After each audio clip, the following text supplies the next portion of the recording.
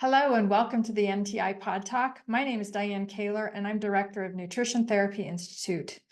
Join me as I talk to interesting people in the field of health and wellness, food and farming, and anywhere else we find conversations that matter to our community.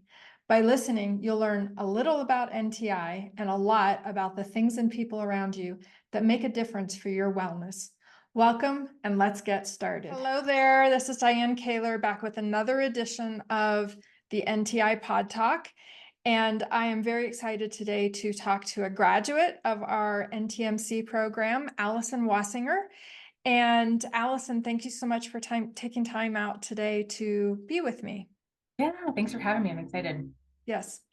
All right. So Alison has what I believe is an interesting background and kind of way that she got here to NTI. So Alison, you have two previous, I believe it's two separate previous degrees, sort of in the field of, well, they definitely are in the field of health and wellness. Whether or not it's holistic health and wellness, I'll learn that. But can you talk about your previous educational and career pursuits that you were doing prior to coming to NTI? Yeah, most definitely. It is, I would say it is kind of interesting journey, right? How I ended up where I am. And it's unique. And so I kind of put that out there for everybody is like just take one step at a time. You never know where you're going to end up. Yeah. So we'll start kind of back at the beginning of college. So fresh out of high school, going to college, I knew that I was passionate about the body and health and exercise and helping people. But what that looked like and how I wanted to accomplish that in my life, I wasn't sure. So I remember I walked into college as a declared nursing major. I was ready to go. And I quickly got into that. And nursing is wonderful, but then it's like something was like, I wanted something different. And so I believe I declared my major a couple times. So it was biology, but all to get onto a pre-med and kind of widen that scope of am I covering prereqs for what could be a nursing, medical school, physical therapy, whatever that looked like. Mhm. So biology covered that. And then I still was, some of the courses down the biology undergrad was not something I was really interested in. And so I had a friend who was actually in exercise science. And so the last 2 years of exercise science seemed so interesting to me. And so I switched, it still covered all the prereqs that I would need coming out of that to whatever postgraduate I decided I wanted to do. And again, so thankful because it had aligned with things that I loved. We got to learn exercise testing, we got to play around with athletes and watch heart rates and VO2 max and just really learn the ins and out of how the body works and not just in exercise, but at rest and what we should look like in recovery, natural state, and some other classes in that too. So that's how through a couple of change of degrees and indecisiveness, got through exercise science. Mm. I had a lot of great experience, like I said, through those and things that I still remember to this day, even it being going on 20 years ago now, just really impactful learnings from some professors who are um, lots of research and again, basic function of how the body works. However, I still didn't know what I wanted to do, right? Like, how does this work, right? Yeah. Where do I go? Because coming out of that, it's not like I was set up for, oh, now here's your job. And there's still, again, so many options that I had. And so I remember I visited several medical schools. I was still looking at physical therapy and I was excited about all the opportunity, but nothing at that time was really saying, hey, this is exactly your path and your next step. Simultaneously, I was working as a nurse assistant on a med surge floor. So I had some time in the ER when I was finishing my undergraduate degree, which was fun and also very interesting and exciting.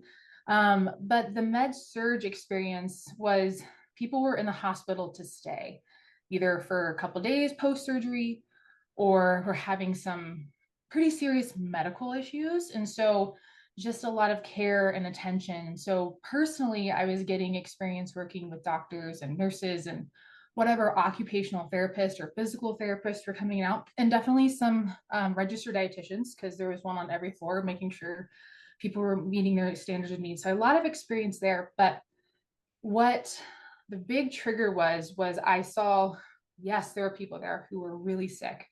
and who needed to be there, or surgeries for reasons. But there were so many people there that I felt did not need to be there if they'd had a different experience, lifestyle, education, support, and all that with like a non like judgmental, like, right, like they're here because this is how they are, but they're just the lack of education or experience.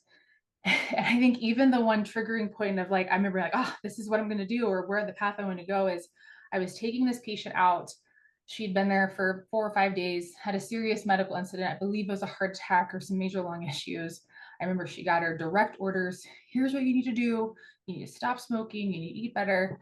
And as we're walking out of the door, she lit up a cigarette and I was like, well, see you next. So basically like, see you next time. And I was Oh like, my gosh. oh my goodness. Right. And so these things, I'm like, oh, there's a better Mm, way, right? Like you don't have mhm. to spend your life. And she was relatively young, right? So like, middle aged, but still relatively young. And I wanted so much more for her in that moment. And so that was a triggering talk about what inspired me for then the nutrition aspect was like, that's it. I'm missing a pretty big component here of like, yep, my undergraduate degree, we had like metabolism 1 and metabolism 2, like how does it work basic? I was really missing that other aspect. So I switched gears and was like, not going to med school. Okay, we're changing it up. I went back and got a food and nutrition science degree with an emphasis in sports nutrition. So it kind of balanced out carrying the exercise science. So I still was able to keep part of that really like interest in my mind, which was very intriguing. And a lot of great classes came with that. But that just really helped me, like I said, aha moment. I want to be on the how do I help educate and people to see there can be more and you can choose different things or different options and you don't have to feel old. I mean, people say I'm just old and I'm 45, I'm 50. It doesn't have to be life. Or you don't have to just succumb to sicknesses that are because of maybe lifestyle factors. I would say within that degree, though, I chose not to take the RD path, so a registered dietitian, because I also knew that's not where I wanted to actually land. I think there's a lot of great purpose there, and I had several friends who were wonderful, but I didn't want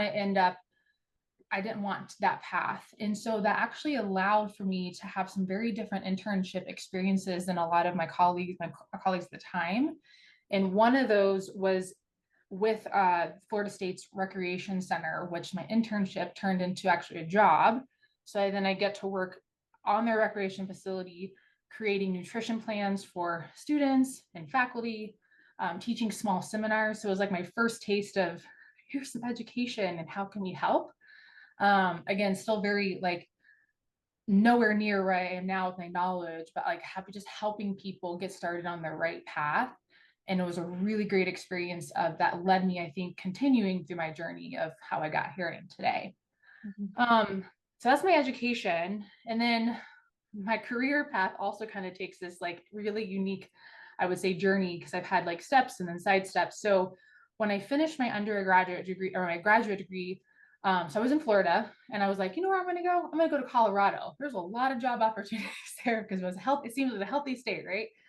And so that's how I ended up in Colorado. But I took a job as a personal trainer when I got here to have a job until I found a career. Mhm. I ended up actually staying with that company for almost 10 years Mhm. after that, not as a personal trainer the whole time, but through career progression and steps. So I was a personal trainer for a portion of time. I oversaw fitness teams at a time. And then about half the time I was with this company, I was multi-unit management. So I oversaw several locations in the fitness industry at a time. And so not exactly direct nutrition or exercise science like consultation, but I still had the opportunity to really learn business skills, which has been really great for my learning and my career growth. But I was able to help educate still patrons of the gym, new fitness managers, new personal trainers, and I still had the impact of that. And then I did have a little sidestep completely away from the industry, which I all see is good. I worked for Starbucks coffee company for about 3 years in two different capacities in a district manager role. Again, all excellent learning in business and relationship and product and all those things. But that wasn't, again, aligned with great company and an excellent experience, but I really wanted to get back into the industry. And so for about a year and a half now, a little over that, I've been a director of operations for an integrative clinic here in Colorado. So we have sports chiropractors, we have physical therapists, and we have a functional nurse practitioner. Great. So that's Wow. kind of the summary, a lot of Yeah. sidestepping and what decisions I think are best, but here I am. Yeah. Well, that definitely is a winding history. But how did that bring you to want to go to school at NTI? Like Yes. what was missing either in your educational background or in your your knowledge set and your work experience that led you to want to go to NTI? Because our nutrition program is different than I would assume different than what you learned in college. So tell us about why you wanted to go to NTI, and then we'll kind of talk about like what were the differences in your Yeah. two educational paths.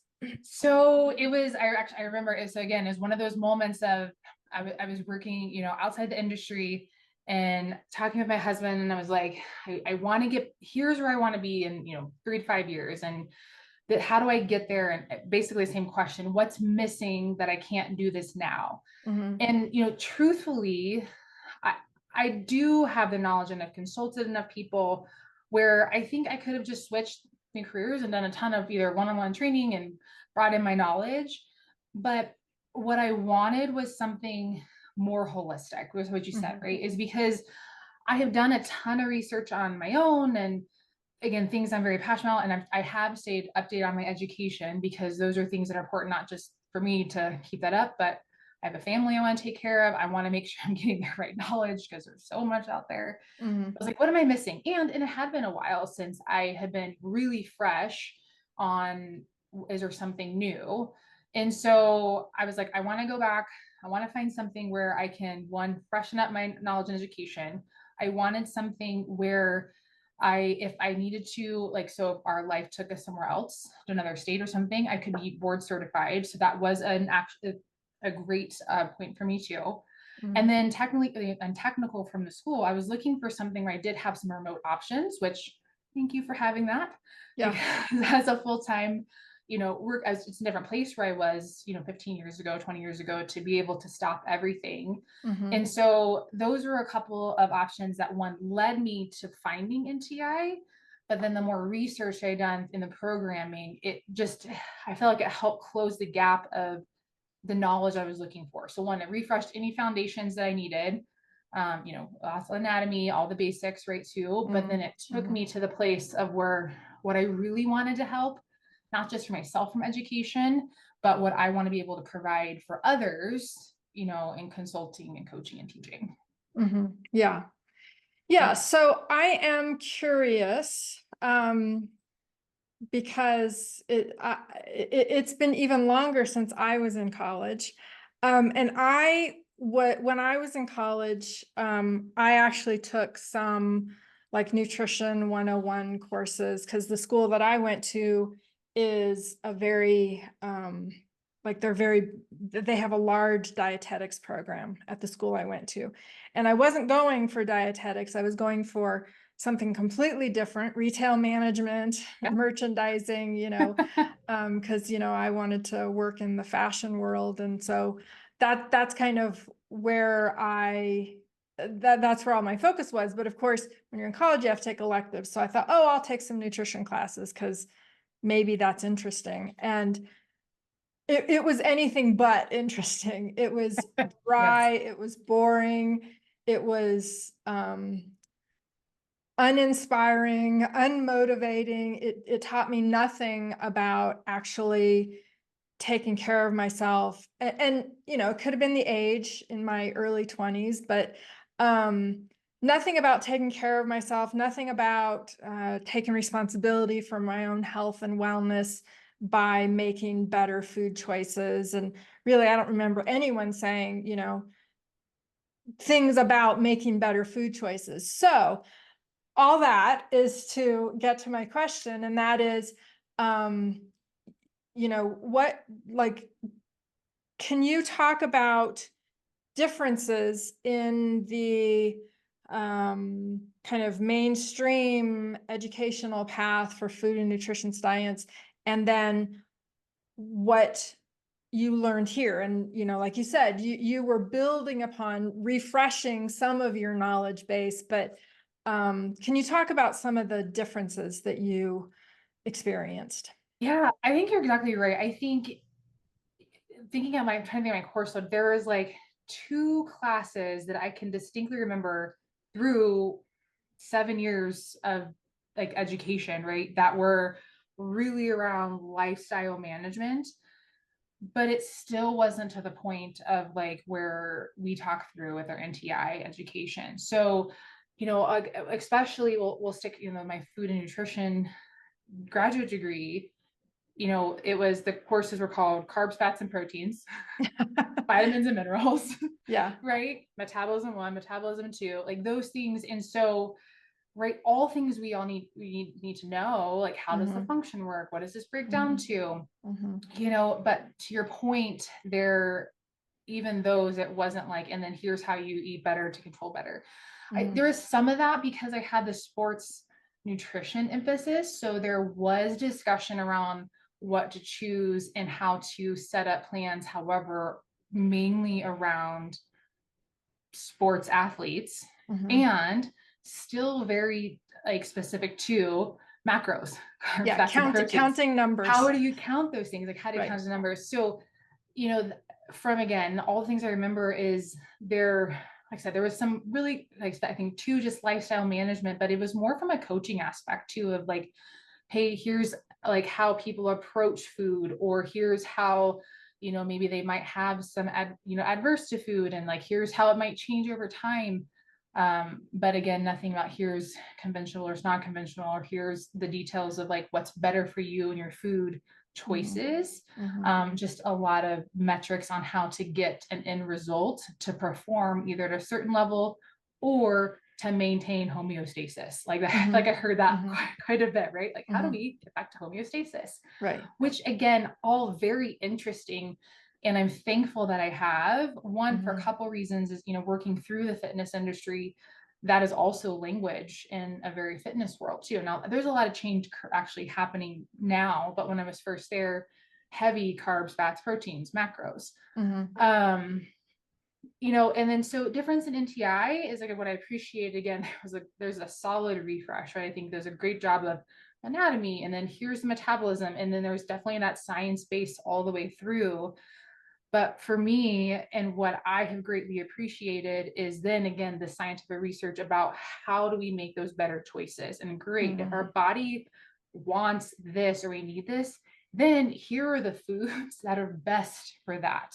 Yeah. And then here are the choices that we can make. And even differences, we talk about like just the toxins and the epigenetic roles and those things. I thought that was such a, even for me, like stuff again, I was aware of and semi attention to, but just truly the learning about how that also plays an impact into our body system and nutritional, like even intake or sleep, and how it all comes together. Mm-hmm.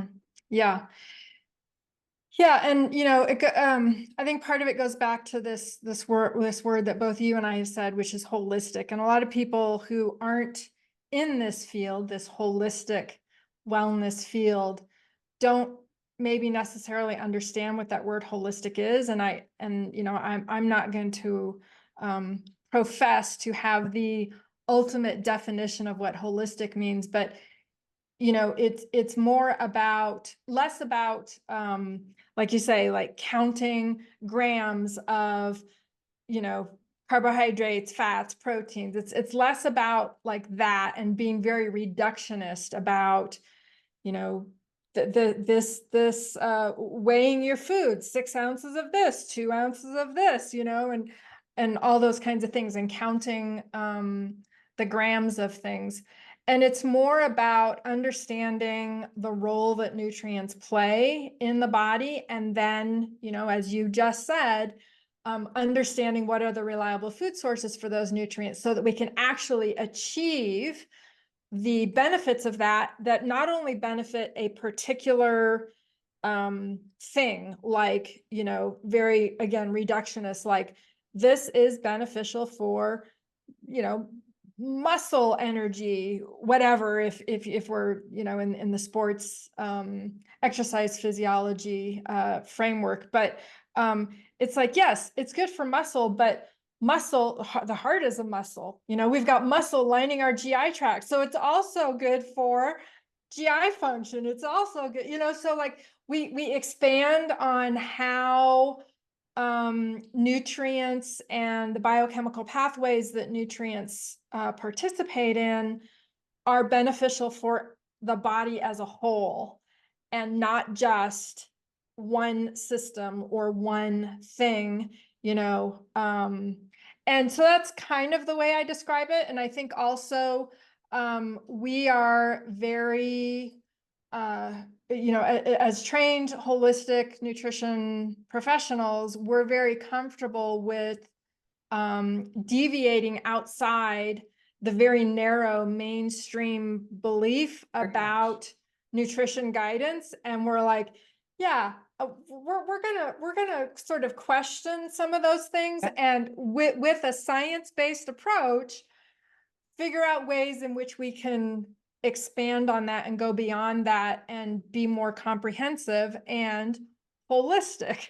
So those are the ways that I describe it. Do you have any other ways to describe the differences based on the fact that you have actually had, fairly recent training in both pathways?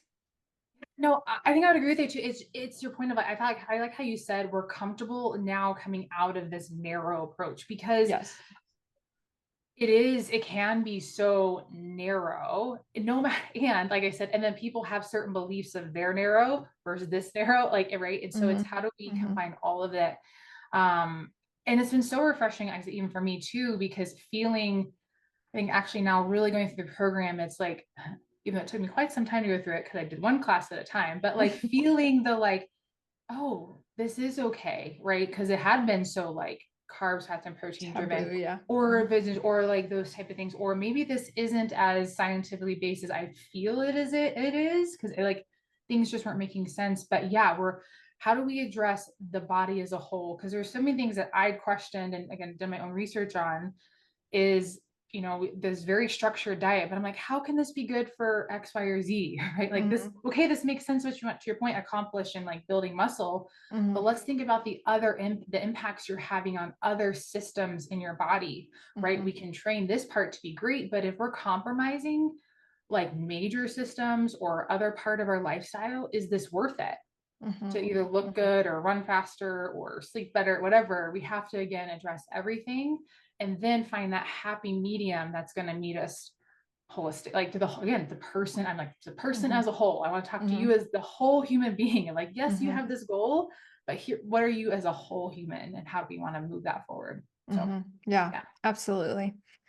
Good. Well, maybe perhaps beyond what we just talked about, do you have any like overarching takeaways from our program that are relevant and things that you still like think about and utilize in your practice today? Yeah, I was putting some that too, because I was like, what are the things that really stuck with me? And again, like all of those things are great. I think one of the classes that I love the most, I'm probably gonna mess up the new class because it's been a minute, but it was the life cycles and aging. Yeah, life So cycles and healthy aging. Yeah. I think that is one from each of those. One, not just like for clientele, but personally, I have 3 kids, all in different lifestyles. I'm in a different life cycle. My husband's different life cycle. I think I probably find myself going back to those like quite often, because again, addressing a whole family, I'm not just like, we're not the same. We got to address all 5 individuals. Right. So I definitely use those approaches. I think that was very beneficial for client management of where is this person, what is happening. And then other actually that I mentioned previously was just the level, again, how we talk about again, not directly nutrition, but external toxins that could be elsewhere too. Mhm. So that's been important to me because that was a really big learning. And again, things that I was aware of, but have made some other adjustments within our life that I also add into my coaching of like, we're addressing the person as a whole. So we could work Mhm. on your food all day long, but Mhm. let's look at some outside factors too that Mhm. could be impacting your health. Mhm. So I would say that's probably one of the bigger takeaways that I had outside of Nice. just like from a nutrition standpoint, but another aha moment is Yeah. probably. Yeah, absolutely. Well, that's great. So you mentioned you've got 3 kids, husband, full-time job, Yep. um, going to school, you were only taking one class at a time. So, and that speaks to how busy you are. So, I think one of the biggest traps that people fall in is they're like, yeah, I'm learning lots of good information, but I actually can't implement it. I don't have the time. I don't have the energy, the bandwidth, the lifestyle that allows me to implement it. So coming from someone who has all of those variables in your life, family, kids, husband, full-time job, hectic schedule, how do you ensure that your family actually does eat and implement the things that you have learned through all of your education? Yeah, it's definitely not easy. It's not always, sometimes it just be easier, but like, here's your frozen macaroni, right? Like, Right. Exactly. Exactly. Here, oh, throw this in the microwave. That's dinner. no. So I think there's a lot of things is yes, there's the recognition of yes, it's busy and it has been a journey. And what I'll say is it's one, I'm thankful that my husband's on board and he's Yes. learned a lot. So Yep. that's helpful. Hmm. So I think having true partnership within, how we choose to approach our food and our planning and those things is great. But the next piece is planning. And we have just a weekly routine of and I would love to do longer, but if weekly is really good for right now. A weekly routine. So what we buy at the grocery store, what are we gonna most days eat for the week so we have an idea so it's not this last minute. Hmm. Because what I have found personally and sometimes still struggle with is when I haven't made the plan, I don't have the right food in the house. I am getting home from a busy schedule. And usually it's when my husband's a firefighter. It's usually when he's on shift. So I've come Oh home my from work, gosh. I have the kids, and I'm like, what I don't feel like doing is cooking. Right. Right. So it's more being ahead of the schedule and like preparing ahead of what I need for that week, even though I'm like, oh, I'll be fine when I get there. But there's been plenty of times where I haven't been. And then even with the kids, it's just making sure that we have the right foods for easy snack options in the house. And our approach is we want to be able to, whatever's here, they can have and not say, oh, no, no, no, that's only for a special time or Hmm. that's an off limit treat. Cause that's Hmm. again the approach I don't want to have. I want them to be able to choose their foods, but again, from a Hmm. variety of it's colorful, it's nutrition and those things. So Hmm. step one, making sure we have the right options in the house. Step two is planning. And I would say again, the biggest part is just because we are busy is having my husband on board with that aspect. I think it'd be really more difficult if there wasn't that other, especially from the children's standpoint, partner and support, and how we're trying to approach our life. Hmm. Yeah, absolutely. That's, I think that's great advice for anyone. And I think that's probably one of the places where most people struggle with is being prepared and having a plan and all those kinds of things. I mean, I'm what I do in my own life, and what we talk about in school and in our chef program, and everything that we do here that revolves around um, how do we not only counsel our clients to eat better, but how do we, you Yes. know, do it?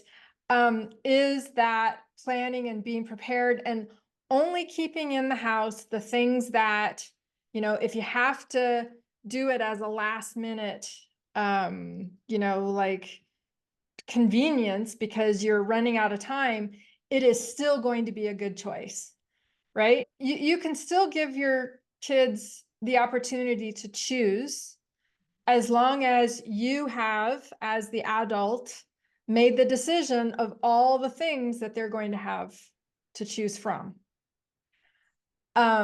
And so I think that's great advice, and just never being caught, I don't know, I'm gonna say with your pants down, but that doesn't sound good. That's Never, what it never, feels, yeah. yeah, never being caught without being prepared. Yeah, for something, carry food with you, all that kind of stuff. All the So, things.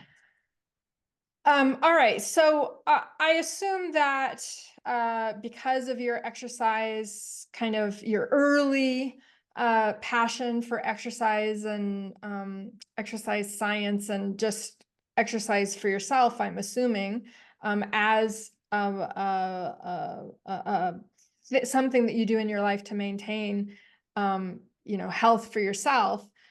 Um, I assume you're still trying to incorporate exercise, and here again, I'm making an assumption that you likely are trying to encourage your kids to participate in movement and exercise activities rather than sit around on their devices all day long. So can you talk about that? Because we do have a lot of people who are in our community that have kids, and I think it's good to hear from someone who has a little bit of certainly experience, but also expertise in this area. I'd say our device is the biggest challenge. Our biggest Yep. challenge. It is our biggest challenge, right? Everything is on a tablet, and their school is on a tablet, and all these. And kind of backing up, I was talking to my friend. My older girls were actually in kindergarten when COVID hit, so their first almost 2 years of their schooling was remote. So like Oh. tablet time, right? So it's just these like, I feel like it's an ever a challenge of the screen. Mhm. Yeah, I would say advice is one, I would say it starts with being an example. It's the same thing back to Mhm. food is if Mhm. I'm sitting here eating whatever I want and it's not aligned with what I'm saying is healthy, my kids are not going to want to do that. Mhm. So it's just being an example. So in our family, we take family walks multiple times a week together just to get out and get movement and sunshine. We do have some home equipment, gym equipment here in our house. So it's important. My husband and I will try to work out together a couple times a week, depending on our schedule. But also for us, it's not sometimes when the kids are asleep or at their sports practices, but it's also something discussed is important that they see us doing. Mhm. And many a times my youngest is now 3, and she's like, I want to go exercise with you. So she'll get out there and do her push-ups. And so those things I love seeing because it's just incorporating as just part of life that Mhm. she sees just the natural part of life. So one, I think living by examples. The other is just, I mean, we have just time and boundaries around screen time of when is it acceptable, when is it not acceptable. We want to spend outside time today. And then we have also found, again, being active in sports. So one of our older girls she's in a competitive soccer league, has played soccer forever. So that one is not forceful, but like she's got this structure around activity within her life. Our other one, she's a competitive gymnastics. And then we're just trying to Wow. figure out what the youngest is currently going to be. We think a rough and tough, maybe hockey player, because that's how she likes to be right now. But so I think, again, important for us of they spent some different time trying things out of what they liked. And so they found something they're passionate about. So it's important that we're not making it forced Mhm. because it's something that they want to do. We incorporate around things as family time together, and then we model the behaviors that we want to see for our kids too. And then we talk about why it's important, especially I said, our older girls, one's almost 11, one's right behind her at 10. And so they're changing as well. So we're talking about how exercises helps through their next change in life and Mhm. even through school and not feeling better and whatever that looks like for them too. And Mhm. how we're strong and keeping our bones strong and all those things. So Yeah. just all the fun conversations that we Yeah. have. Yeah. That's great. That's great. And um, letting them experience a variety of things so they can choose the thing that they're interested in doing, so much easier than forcing them. All right, you got to go to practice. I don't want to, because there's a lot of that too. All right, well, very good. So, um, I know you have a full-time job and you're working at an integrative wellness clinic. Have you started seeing clients on your own? Is that something that you are looking to get more into? And then you mentioned you might be interested in doing board certification. So what's your future from a nutrition therapist master standpoint? Yes. I do see clients on my own, very, like Mhm. I'd say sporadically. It's Mhm. not something this time I'm like, I'm taking all clients, but Yeah, I have seen clients sporadically on my own, and just usually closer friends or referral from someone that I've worked with in the past, just sure. to keep from a scheduling standpoint. My goal is to build that, and I do want to do it strategically because I see this as, again, my long term. This is my long game, right? This is something I Mhm. feel like I can do until I can't do anymore is Sure. my plan. And Yeah, so absolutely. that's the answer is I will continue to grow that business. I want to do it strategically and appropriately. The other part is being the director at this health clinic is part of my role is expanding the clinic and not when I think I showed we are in a physical expansion, so not just physically, but adding in services and products and then making sure that we're growing to meet what's aligned with our vision and practice, but are we adding in the services that are helpful to the client? So Mhm. one of our next, it'll probably be the next year or so, is adding in some in-house nutrition. So we have several people That's who great. refer out to, Uh-huh. we have on-site nurse practitioner who is functionally trained and have some background within herself. However, she still refers out. But my goal is to build that program within the clinic itself. I won't necessarily be directly overseeing that part as there's not the capacity in my role there too, but it will help me choose the right therapist that I want to have Mhm. and Mhm. making sure our programming and our coaching and it aligns with that holistic approach. So I'll be Mhm. using it through that guidelines. And then board certification, yes, it is on my list. It is not currently going to happen this year. Mhm. Uh, there's just too many things on the books currently, but Sure. it will happen in the future, and it's something that I will slowly study through, but it's something I want to accomplish as well. Yeah. Just because I don't know where, never know where life's going to take you and where I'm going to need it. I also just think it's one more thing that builds credibility within our field. Not that we have to always have it, Yep. um, but I want to be the person with so much nutrition information out there. Mhm. I want to be able to show, hey, no, this is actually, here's Mhm. my certification, here's Yeah. everything done. So it's Yeah. kind of Credibility, credibility, legitimacy. all of Yeah. those things. Yeah. Yeah. Absolutely. Well, that is awesome. I'm very happy to hear about, your goal to expand the nutrition services at, with the company you're working for right now. I always like hearing about opportunities for our graduates to be considered for roles in these types of things. So I, uh, I hope to see the job offering come across our plate so that we can put it on our jobs board once you start getting that up and running.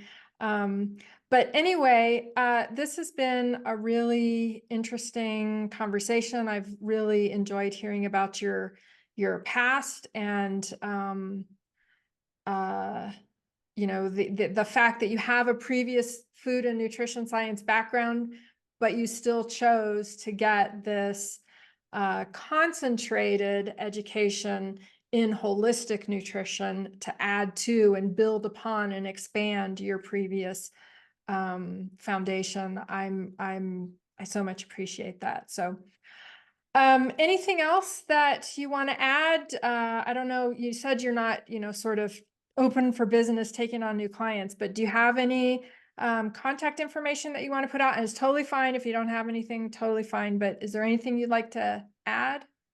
Yeah, I mean, I'm open to, again, one-on-one. Like I said, I don't have just a full book, and so if anybody ever wants to reach out, I think I shared, I'll gladly help anyone. But my passion is for families and how that busyness, because it can be done, even though it Mm-hmm. feels like it can't be done. Even for me, at times, I'm like, oh my gosh, right? So I love helping that. I think, and I have several friends, so I may help you with your planning, or let's go cook together.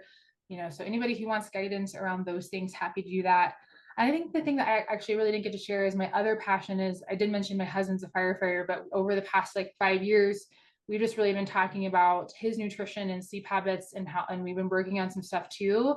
And so Yeah, together, he and I are just, how do we help first responders, communities, right? People who have a unique lifestyle that don't always get to have the structured 8 hours of sleep and here's how it looks like, or control over everything they eat. How can you still better choices? So those are that's great. conversations I Yeah, love having too, because yeah, he works for an excellent department that is leading, really trying to help their team do better. But I still think there's so much more opportunity with the people as a whole, because it is possible.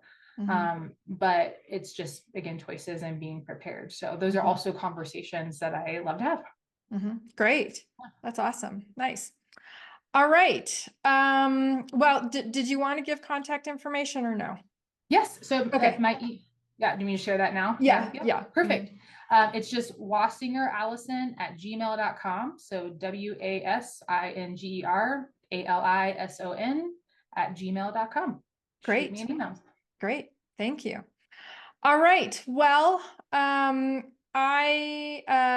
just want to thank you so much for taking time out of your very busy life to have a conversation with me. It's been really interesting and I appreciate it. So thanks. Hi, Diane Kaler here again. If you found this conversation interesting and haven't already become a student at NTI, check us out at ntischool.com. We hope to see you soon.